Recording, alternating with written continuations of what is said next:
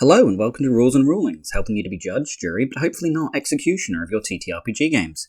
Today we're talking about one of the OGL boom babies, the work of Dennis the OKSDM, SAGAS. Our court members all asked Dennis a question and he was kind enough to provide us with answers. Starting with the obvious, what inspired you to work on SAGAS? What was the thing that made you want to build your own system? SAGAS is part of the OGL boom, caused by the open gaming license crisis of January 23. Like many other D&D fans, I started looking into playing, running, and designing TTRPGs that aren't Dungeons & Dragons. As I started looking into them, I realised exactly how many there were, and good ones too. I got a bit overwhelmed and thought, what if I just made one myself that's rules light and can be played in any setting or genre? That way I don't have to learn a new set of rules every time I want to play in a new world. That's when I dove headfirst into the bottomless pit that is tabletop role-playing game design. I haven't looked back since. There are a few other factors that have been helping me start developing SAGAS and stick with it through completion. I love learning new skills, and there are several fields I got to research while figuring out how to publish a game. Layout design, budget, printing, marketing, even determining which license to use was fun for a bit. SAGAS will be licensed under Creative Commons, which essentially means you can create your own stuff and make money off of it as long as you credit the creator of the original work. SAGAS is a roll-under system, making lower numbers desirable and smaller dice better. How did you decide on that approach, and what do you feel it gives you that roll-high systems don't? One of the first goals I had with SAGAS was that I wanted the check resolution system to be very simple. I wanted players to roll and know immediately whether they succeeded or failed without doing arithmetic. I also wanted there to be a chance for even the weakest character to land a hit on the strongest enemy, which isn't possible in most roll-high systems. The way SAGAS achieves both of these things is through a roll-under system that changes the die size based on the character's abilities. If you're bad at something, you have to use a bigger die. If you're good at something, you get to use a smaller one. One of the things you use to pitch SAGAS is the ability to forego a lot of the adding and subtracting common to other TTRPGs. How do you go about introducing complexity without asking for arithmetic from your players? There are more ways than just arithmetic to improve or worsen your chances of hitting a target limit. The two that SAGAS uses are changing the size of the die you roll and changing the number of dice you roll. The complexity comes with character building. While you can learn the game and build a character on your own in 15 minutes or less, most of that time is spent choosing your abilities.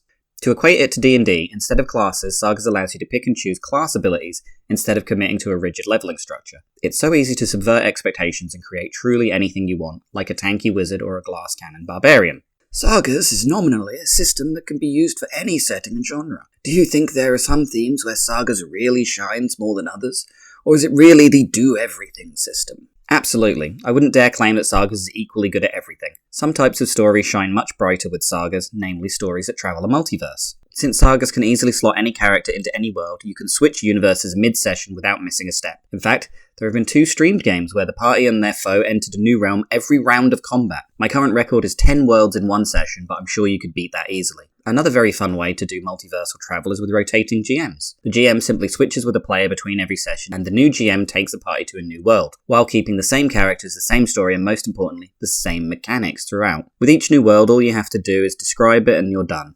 The mechanics stay the same, character abilities stay the same, and the players could even reflavor their character to match the new settings, like a water mage becoming an urban firefighter.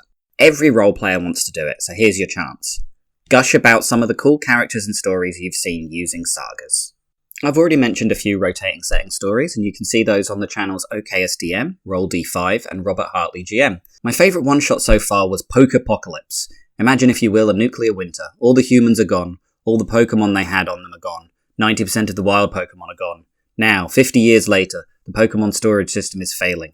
The creatures that were boxed forever by their trainers get released into the wasteland to find out what happened, navigate the tribal politics of the survivors, and hopefully not die. The story we were able to tell in this world was one of the most fun episodes I had the honour of running. It was sad, funny, epic, thrilling, everything I could ask for from a TTRPG session.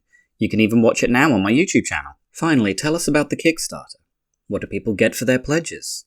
Where can they get SAGAS now or later? And how can they support you if they want to? The Kickstarter for SAGAS is to raise money for interior art, layout, editing, and other things. By backing, you can get early access to SAGAS version 1, up to 5 mini supplements for settings and adventures made for SAGAS, and at higher tiers you get to play in a campaign run by me, the creator, and or have your original character or monster appear in an official SAGAS publication. So, that was a look at SAGAS with comments from its creator. I've been watching the playtest of SAGAS with interest, have played in a few games, and even made my own one-page supplement for the game. So it's fair to say that I enjoy the system. But what do you think? Sound off in the comments and let me know. And I'll see you next time.